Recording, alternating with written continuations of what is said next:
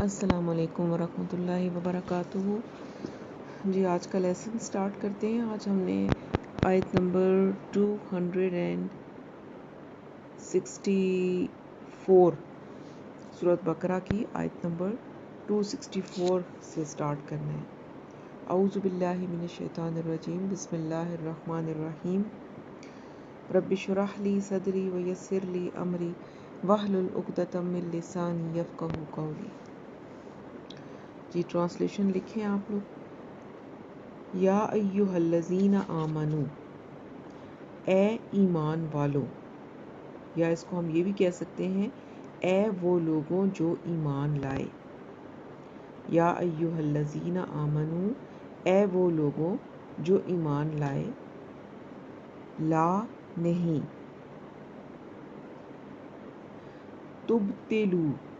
تبتلو تم باطل کرو یا تم ضائع کرو۔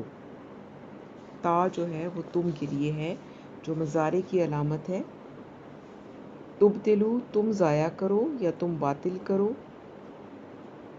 صدقاتکم، صدقات صدقات یا خیرات، کم اپنے صدقات کو یا اپنی خیرات کو۔ بالمنی احسان جتلا کر، بالمنی احسان جتلا کر، والاذی و اور الاذی ستا کر یا نقصان پہنچا کر، تکلیف پہنچا کر، نقصان تو نہیں تکلیف پہنچا کر۔ کالذی کا، یہ جو کاف ہے اس کا مطلب ہوتا ہے جیسے، کا جیسے، الذی وہ شخص، کالذی جیسے وہ شخص، ینفقو وہ خرچ کرتا ہے،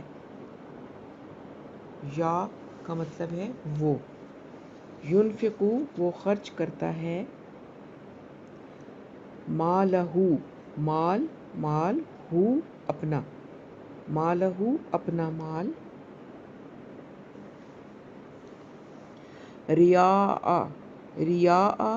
ریاکاری سے یا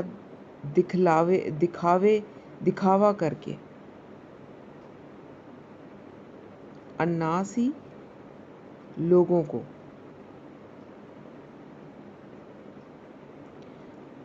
وا اور لا نہیں، یؤمنو وہ ایمان رکھتا، پھر وہی یا جو شروع کا یا ہے اس کا مطلب وہ ہے، یؤمنو وہ ایمان رکھتا، باللہ با پر، اللہ پر، والیوم الآخری و اور الیوم الآخری آخرت کے دن،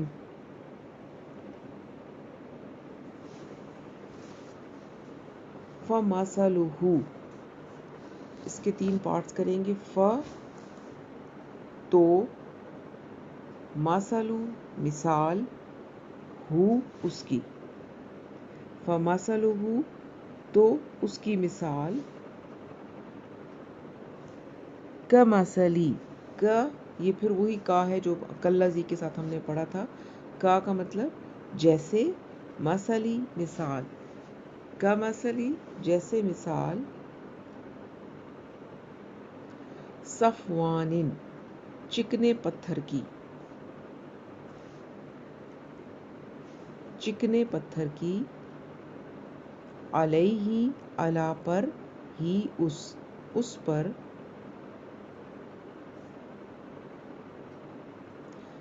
تراب مٹی ہو، تراب کہتے ہیں مٹی کو، مٹی ہو،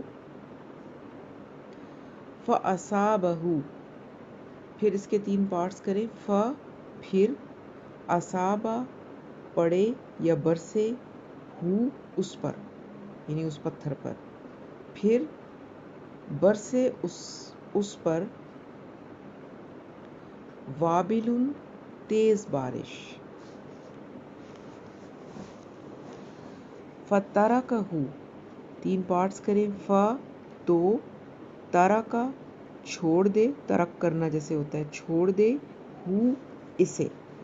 فَتَرَكَهُ تو چھوڑ دے اسے، یعنی اس پتھر کو، سلدا صاف، بالکل صاف ستھرا.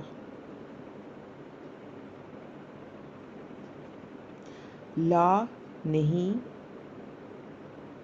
یقدرون وہ قدرت رکھتے، یا یہ جو پہلا یا ہے اس کا مطلب ہے وہ، یقدرون وہ قدرت رکھتے، لا یقدرون وہ قدرت نہیں رکھتے، علی پر، شیئن کسی چیز، مما 2 لفظ ہیں من اور ما. من کا مطلب ہوتا ہے سے، ما کا مطلب جو، اس سے جو، مما اس سے جو، کسبو انہوں نے کمایا، کسب کمانا. واللہ اور اللہ، لا یہدی نہیں ہدایت دیتا، لا نہیں یہدی ہدایت دیتا یا راہ دکھاتا، القوم الکافرین کافر قوم کو.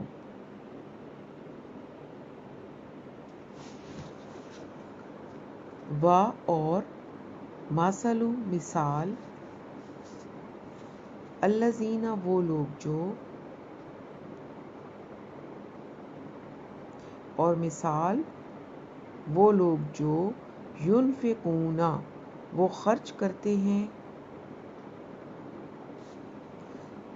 اموالہم اموال مال، ہم اپنے مال،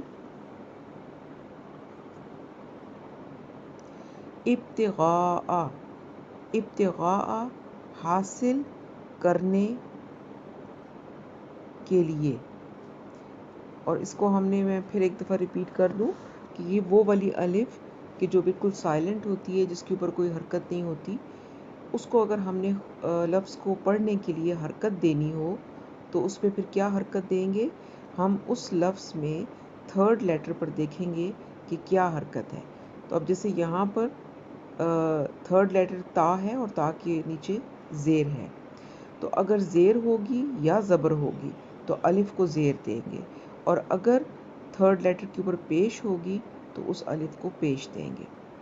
یہ جس طرح ہم لوگ سبق یاد کر کے ایک ایک علیحدہ علیحدہ کر کے پڑھتے ہیں تو اس کے لیے ہمیں اس کو حرکت دینی پڑتی ہے، لیکن قرات جب ہم کر رہے ہوتے ہیں تو اس میں ہم نے اس کو حرکت نہیں دینی بلکہ ملا کے پڑھنا ہوتا ہے. تو ابتغاء حاصل کرنے کو، مرضاتی رضا، اللہ ہی اللہ کی، مرضات اللہ اللہ کی رضا، و تثبیتاً و اور، تثبیتاً ثبات یا یقین، یا ثبات یا یقین، من سے، انفسہم اپنے نفس، انفسی نفس، ہم اپنے نفس کے یا اپنے دل کے یقین کے لیے. کمثلی یہ کاف پھر وہی ہے، اس کا میننگ ہوگا جیسے. اس کاف کا میننگ ہمیشہ جیسے ہوتا ہے اور یہ لفظوں کے ساتھ مل کے آتا ہے، جیسے یہاں پر مثلی کے ساتھ مل کے آیا ہے. کمثلی جیسے مثال، جنت ایک باغ کی، بربوۃ بی پر اور ربوۃ بلندی پر، جنت بربوۃ ایک باغ بلندی پر یعنی اونچائی پر. असाबहा असाबा बरसी, हा उस पर, वाबिलुन तेज बारिश। फ़आतत फ तो, आतत दिया उसने, उकुलहा अपना फल, उकुला फल और हा अपना फल, द्विफैनी दो गुना। फ इन फ फिर, इन अगर, लम नहीं,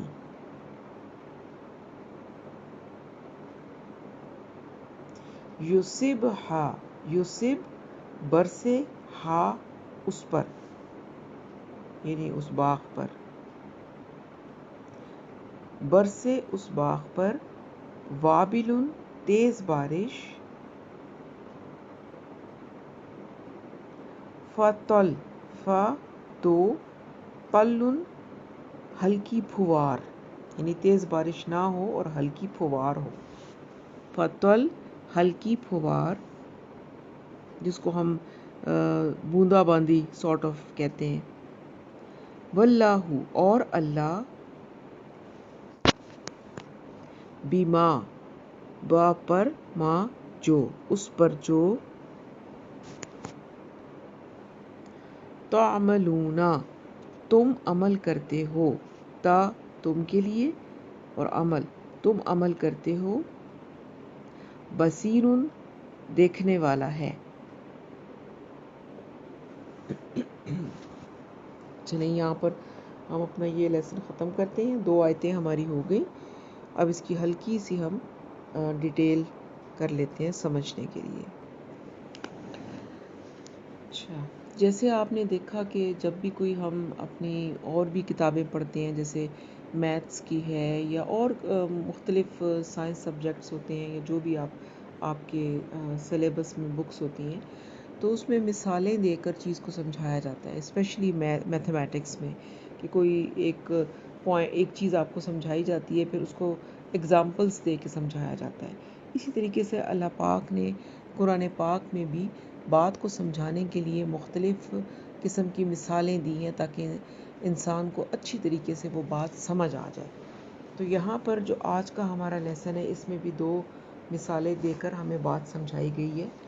अल्लाह ताला फरमाते हैं, या अय्युहल्लज़ीना आमनू, ए ईमान वालों या ए अहले ईमान, ला तुब्तिलू सदक़ातिकुम बिलमन्नी वल अज़ा, अपने सदक़ात या अपनी खैरात को ज़ाया ना करो या बातिल ना करो, एहसान जितलाकर या अज़ियत देकर, कोई तकलीफ़ दे बात कहकर। इसको हमने पिछले लास्ट लेसन में भी डिटेल में इसको समझा था। पिछली आयत में भी इसके बारे में बताया गया था कि अपनी जो हमारे अल्लाह ताला की राह में जो भी हम सदका और खैरात देते हैं, अगर हम वो सदका और खैरात देने के बाद देने वाले को, जो लेने वाला है, उसको किसी तरह से उसको एहसान जितला देंगे या उसको सदका देने के बाद कोई ऐसी बात कर देंगे जिससे उसका दिल दुख जाएगा, तो फिर क्या है, वो सदका और खैरात हमारा ज़ाया हो जाएगा, उसका हमें अज्र व सवाब नहीं मिलेगा। फिर अल्लाह ताला आगे फरमाते हैं, कल्लज़ी युनफ़िक़ु मालहु रिआ अन्नास, कल्लज़ी उस शख्स की तरह से जो अपना माल खर्च करता है लोगों को दिखाने के लिए। तो ये बताया गया कि 3 चीज़ें हैं कि जिससे सदका खैरात जो है वो ज़ाया हो जाता है। एक तो एहसान जितलाना और सदका देने के बाद, और फिर सदका देने के बाद कोई तकलीफ़ दे बात कह के अगले बंदे का दिल दुखा देना, और रियाकारी से दिखावे के लिए सदका खैरात देना। तो यहाँ फरमाया गया कि जिस तरह से कोई शख्स दिखावे के लिए अपना माल खर्च करता है, लोगों को दिखाने के लिए या अपनी शोहरत हासिल करने के लिए या जो भी रीज़न हो, और वो खालिस अल्लाह के लिए ना हो बल्कि लोगों में अपनी शोहरत और अपनी पसंदीदगी हासिल करने के लिए हो, तो वो सदका और वो खैरात जो है वो ज़ाया हो जाता है। बिल्कुल इसी तरह جیسے کہ وہ احسان اور تکلیف دہ بات جو ہے وہ صدقہ خیرات کا اجر اور اس کا ثواب ضائع کر دیتی ہے۔ وَلَا يُؤْمِنُ بِاللَّهِ وَالْيَوْمِ الْآخِرِ، اور اللہ تعالیٰ فرماتے ہیں کہ ایسے شخص جو ہے نہ وہ ایمان رکھتا ہے اللہ پر اور نہ آخرت کے دن پر،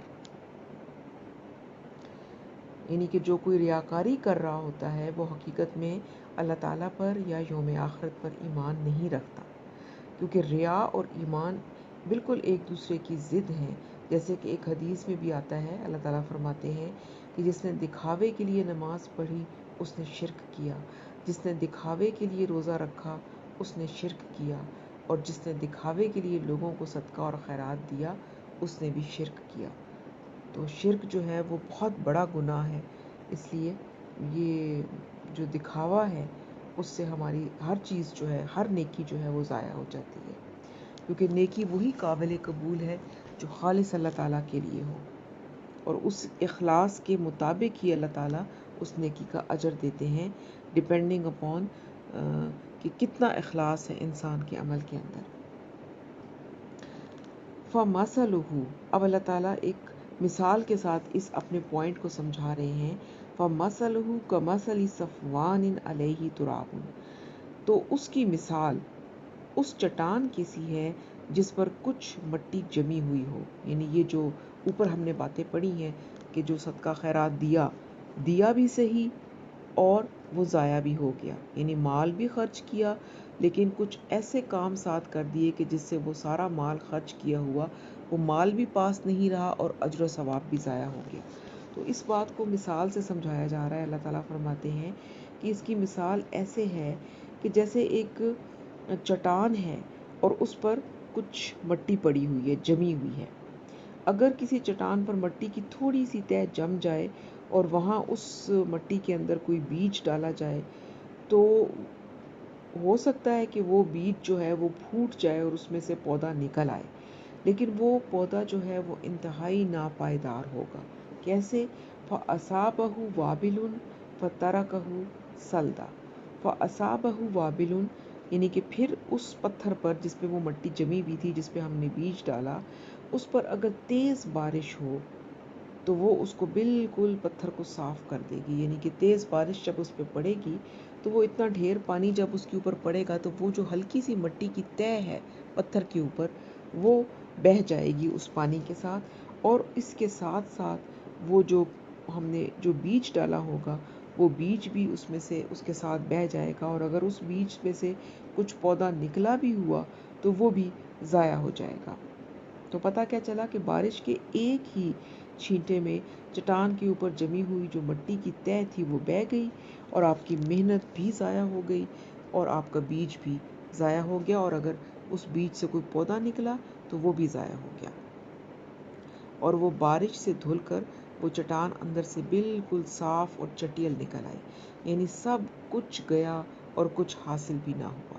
تو اس کا مطلب کیا ہے کہ ریاکاری کا یہی انجام ہوتا ہے کہ ہاتھ سے مال بھی گیا اور حاصل بھی کچھ نہ ہوا، اللہ کے ہاں کسی اجر و ثواب کا سوال تو پیدا ہی نہیں ہوتا۔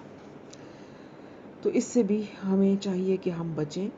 اللہ تعالیٰ فرماتے ہیں لا یقدرون علی شیء مما کسبوا، ان کی کمائی میں سے کچھ بھی ان کے ہاتھ نہیں آیا، یعنی کمائی تو انہوں نے کی لیکن وہ سب کچھ ضائع ہو گیا اور ہاتھ کچھ بھی نہیں آیا۔